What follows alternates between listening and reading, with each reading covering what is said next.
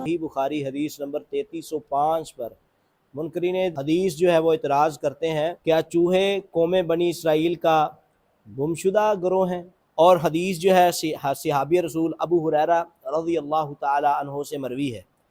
قالا فقدت امت من بنی اسرائیل، اور یہ لمبی حدیث ہے، اس کا صرف میں ترجمہ ہی آپ کے سامنے اور جو انہوں نے اعتراض کیا وہ بیان کرنا چاہتا ہوں۔ رسول اللہ صلی اللہ علیہ وسلم نے فرمایا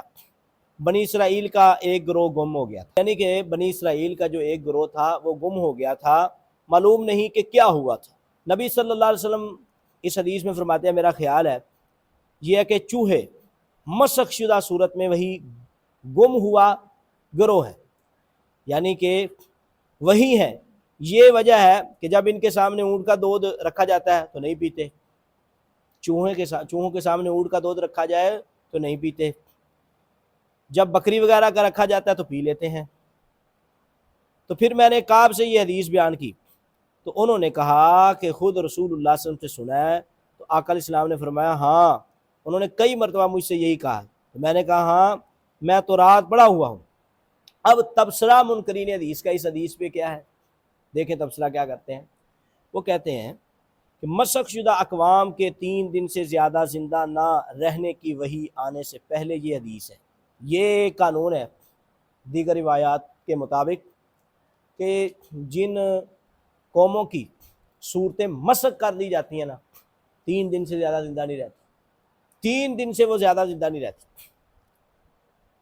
یہ نبی صلی اللہ علیہ وسلم کا فرمان تو اس روایت کے مخالف ہے، یعنی کہ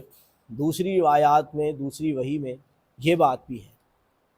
تو اب چوہے تو جس قوم کی اللہ صورتیں مسخ کر دیتا ہے، اصل میں اعتراض یہ ہے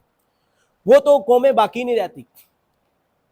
تو چوہے جو ہیں اگر یہ مسخ شدہ ہیں تو یہ باقی، تو وہ دونوں حدیثیں آپس میں تعارض میں آ گئی۔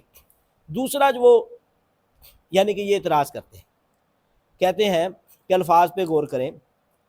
کہ آپ کو یہ بھی نہ تھا، جانتے تھے کہ 2000 سال بعد بھی بنی اسرائیل جن کی شکلیں مسخ کی گئی ہیں زندہ ہیں؟ نبی کے علم کا یہ تصور، نعوذ باللہ معاذ اللہ۔ پہلی بات یہ ہے کہ یہ روایت صرف بخاری میں نہیں ہے، بخاری پر اعتراض کیا گیا ہے، یہ حدیث تو صحیح مسلم میں بھی ہے، حدیث نمبر 2997 نمبر، اور صحیح ابن حبان میں بھی ہے،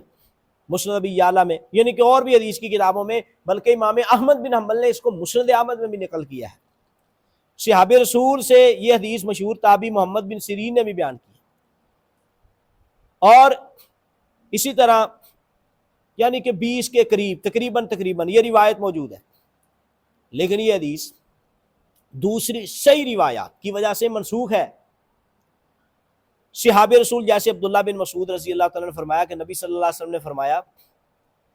کہ اللہ تعالیٰ جب کسی قوم کو ہلاک کرتا ہے تو پھر ان کی نسل باقی نہیں رکھتا۔ یہ صحیح مسلم حدیث نمبر 2663 ہے۔ تو فتح الباری میں بھی یہ بات نقل کی ہے امام بخاری رحمۃ اللہ علیہ نے۔ اب ایک منسوخ روایت کو بیان کر کے حدیث مصطفیٰ کا مذاق اڑانا، یہ کس قدر توہین ہے۔ ہم دوسری بات یہ کہنا چاہتے ہیں، ابھی نبی کریم صلی اللہ علیہ وسلم پر یہ وحی نہیں آئی تھی جس کو آپ دلیل بنا رہے ہیں کہ اللہ تعالیٰ جن کی صورتیں مسخ کر دیتا ہے اس قوم کو اللہ تعالیٰ کیا کرتے ہیں، تباہ کر دیتے ہیں، ان کی نسل باقی نہیں رکھتے۔ یہ ابھی روایت بیان نہیں آئی تھی، اس سے پہلے یہ بات نبی صلی اللہ علیہ وسلم نے کی تھی، تو لہٰذا پہلی یہ والی روایت منسوخ ہے اور بعد والی ناسخ ہے۔ اور ایک منسوخ روایت کو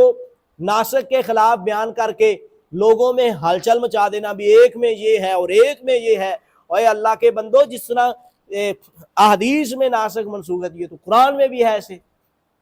حدیث میں کیوں اعتراض کرتے ہیں؟ تو لہٰذا یہ روایت جو ہے جو بیان کی گئی ہے، یہ نبی صلی اللہ علیہ وسلم نے پہلے جس کو بیان کیا تھا اللہ کے نبی حضرت محمد رسول اللہ صلی اللہ علیہ وسلم، کتنی ایسی چیزیں ہیں جیسے کنت نہیتکم عن زیارت القبور فزوروها، پہلے نبی صلی اللہ علیہ وسلم تو قبروں کی زیارت سے منع کرتے اور بعد میں اس کی زیارت کا حکم دیا۔ اب اگر کوئی پہلے والا واقعہ لے کر آئے تو وہ کہے جی ایک میں تو یہ ہے اور دوسری میں یہ ہے، تو بھائی بات یہ پورا ذخیرہ اسلامی پڑھا جائے تو پھر سمجھ آتی ہے بات۔ لہذا اللہ تعالیٰ ہمیں احادیث پر عمل کرنے کی توفیق دے، اور منکرین حدیث جن کا مقصد یہ ہے کہ نبی علیہ السلام کے بغیر ہی بات کو سمجھا جائے، یہ ناممکن ہے، ناممکن ہے، ناممکن ہے۔